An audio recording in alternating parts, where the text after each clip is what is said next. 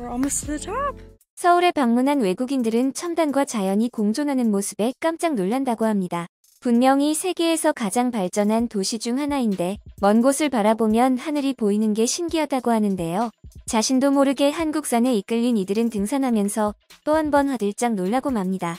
산을 오른 지 10분도 채 되지 않아 언빌리버블을 연발한다고 하는데요. 한국산에 오른 미국 미녀가 등산하는 모습을 SNS에 공개하자 댓글창이 난리가 났습니다. 외국에도 산이 참 많고 경관이 아름답기로 유명한데 왜 한국산에 열광하는 것인지 궁금해지는데요. 외국인들에게 한국산에 무엇이 그토록 놀라운 것인지 한번 자세히 알아보도록 하겠습니다. 서울은 첨단적으로 발전한 한국의 수도라고만 생각하기 쉽지만 사실 자연과 공존하고 있는 도시입니다. 북한산, 도봉산, 관악산, 청계산 등 아름다운 산으로 둘러싸인 도시가 바로 서울이죠. 우리나라를 찾는 외국인들은 서울 어디에나 볼 수 있는 아름다운 산을 경이롭게 생각한다고 하는데요. 서울관광재단이 조사한 자료에 따르면 서울을 찾는 외국인 가운데 70%가 서울 근교 산을 오르고 싶다고 응답했습니다. 무엇이 그렇게 매력적인지 물었더니 녹음 가득한 초록빛 풍경, 감미롭게 지저귀는 새소리, 맑은 공기 등이 아름다워서 자꾸 가고 싶다는 것입니다. 특히 벚꽃 피는 봄에는 이렇게 아름다운 분홍빛 풍경이 펼쳐져 외국인들이 다가올 봄을 기대하고 있다고 하죠. 또한 산이 서울 가까이에 있어서 금방 서울로 갈 수 있는 접근성도 탁월하고 산에서 도심의 풍경을 볼 수 있는 점 등 오직 한국에서만 즐길 수 있는 등산 문화가 매력적이라고 합니다. 외국의 경우 등산을 하기 위해서는 차로 몇 시간씩이나 달려야만 산 입구에 닿을 수 있다고 합니다. 그래서 일상적으로 즐기기 어려운 레저인 것이죠. 하지만 한국에서는 큰맘 먹을 필요가 없습니다. 30분에서 40분 정도 차를 타고 가면 산이 나오기 때문입니다. 그리고 등산이라고 하면 역시 빼놓을 수 없는 것이 있는데요. 한국인 특유의 정과 등산 중 그리고 하산 후 맛볼 수 있는 맛있는 음식들입니다. 한국에서는 길을 가다가 처음 보는 이에게 대뜸 인사하지 않습니다. 하지만 등산로에서는 이야기가 달라지는데요. 난생 처음 본 사람이라도 반가워 인사를 주고받습니다. 여기서 끝이 아니죠.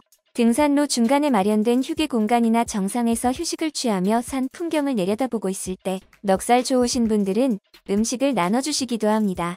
삶은 계란이나 김밥, 컵라면 등이 대표적이죠. 이 점 때문에 한국이라는 나라의 더 큰 매력을 느끼게 되고 자꾸 등산을 하고 싶어진다고 하는데요. 그리고 하산 후에는 식당들이 눈에 들어옵니다. 한식은 원래도 맛있는데 에너지 소모가 큰 등산을 한 후 먹는 음식은 평소보다 몇 배는 더 맛있게 느껴지죠. 한 외국인은 하산 후 청국장을 시켜봤는데 냄새가 너무 강렬해서 당황했지만 너무 맛있어서 한 그릇을 더 시킬 정도였다고 합니다. 다음은 자신의 취향에 따라 등산 코스를 선택할 수 있다는 점입니다. 한국에 있는 산은 30분이면 빠르게 돌 수 있는 둘레길 코스부터 서너 시간 대장정에 걸친 험난한 산까지 다양한 코스가 존재합니다. 푸른 자연 속에서 가볍게 걷기만 하고 싶은 날에는 둘레길만 걸어도 되고 땀을 쫙 빼는 운동을 하고 싶은 날에는 서너 시간 코스를 돌아볼 수도 있는 것이죠. 이 점도 매우 편리하고 매력적이라고 합니다. 미국 미녀의 등산 영상을 본 누리꾼들은 한국의 산은 미쳤다. 나는 미국인인데 한국의 산이 정말 많아서 압도당했다. 미국에서는 단 하나의 산을 오르기 위해 1시간 이상을 운전해야만 했는데 나는 혼자서 서울 주변의 모든 산을 오르는 것이 재미있었다. 나는 한국의 산을 너무 좋아해서 한국인이랑 결혼했어. 라며 한국의 산을 극찬했습니다. 한류가 전 세계적으로 인기인 것은 알았지만 등산마저 폭발적인 인기를 끌게 될 줄은 몰랐는데요. K-드라마, K-팝, K-푸드에 이어 K-클라이밍이 새로운 한류로 거듭날 수 있다는 반응이 나오고 있습니다. 다만 K-클라이밍은 한국에 와야만 체험이 가능하기 때문에 많은 외국인들이 한국 여행 일정을 잡고 있다고 합니다. 이처럼 외국인 관광객들의 등산에 대한 관심이 높아짐에 따라 서울관광재단은 지난 9월 서울 우이동 우이역 인근의 서울 도심 등산 관광센터를 정식으로 개관했습니다. 외국인들이 더욱 쾌적하게 등산할 수 있도록 도움을 주는 기관인데요. 서울 도심 등산 관광센터는 사전에 전화나 홈페이지를 통해 예약한 외국인 등산객을 대상으로 등산화와 등산복을 대여해주는 서비스를 제공하는데요. 많은 외국인들이 이곳을 방문해 등산복과 등산화를 대여해서 입고 센터 내에 설치된 대형 북한산 사진 앞에서 기념사진을 찍는다고 합니다. 등산을 위해 이곳을 찾은 외국인들은 휴대한 물품을 보관함에 무료로 보관할 수 있고 등산 후에는 씻을 수 있는 샤워실과 탈의실 등도 무료로 이용할 수 있다는데요.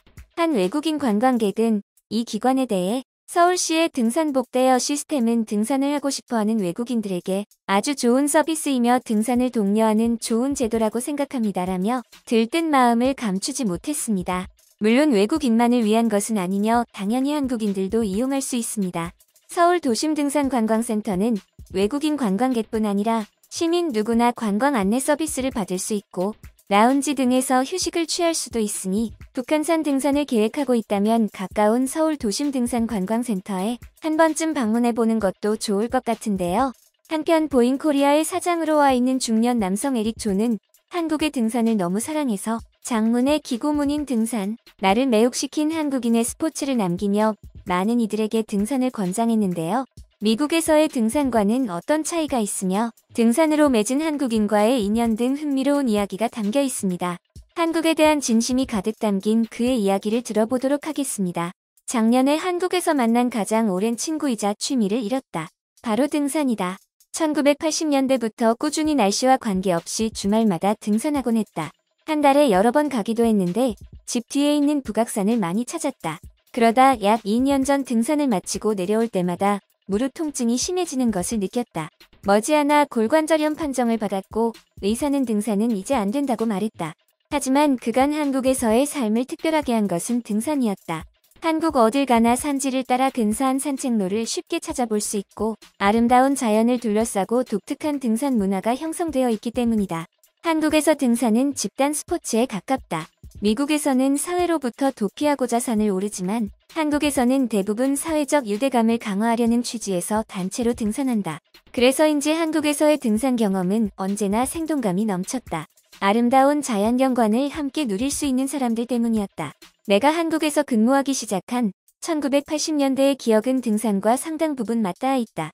한국에 도착해 가장 처음 만난 사람은 당연히도 출입국 심사관리관이었다. 당시 그는 영어를, 나는 한국어를 연습하던 터라 대화를 꾸준히 이어가게 되었고 이 관계는 추후 주한 미국 대사관과 이민국의 젊은 직원들이 주축을 이룬 정기적인 한미 등산 교류 모임으로 발전했다. 부산 영사관에서 근무할 때는 정치인, 같은 교회 교인, 청년, 군, 경찰 등 각종 다양한 집단과 함께 경산 일대까지 누볐다. 식목일에는 나무 심기 운동도 했다. 이처럼 한국에서 등산에 깊이 매료된 데에는 아마도 공공재적 성격이 크게 작용했던 것 같다. 한국에서는 별도의 입장료나 예약, 전용 회비 없이 누구나 평등하게 산을 이용할 수 있다.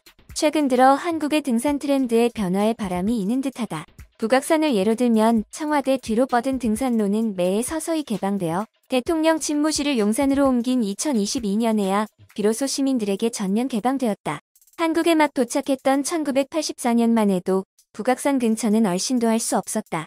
차츰 산 진입로도 다양해지고 등산 코스 안내도도 구체화되고 대중교통의 편의성이 더해져 접근성이 높아지면서 등산로 역시 확연히 다채로워진 듯하다.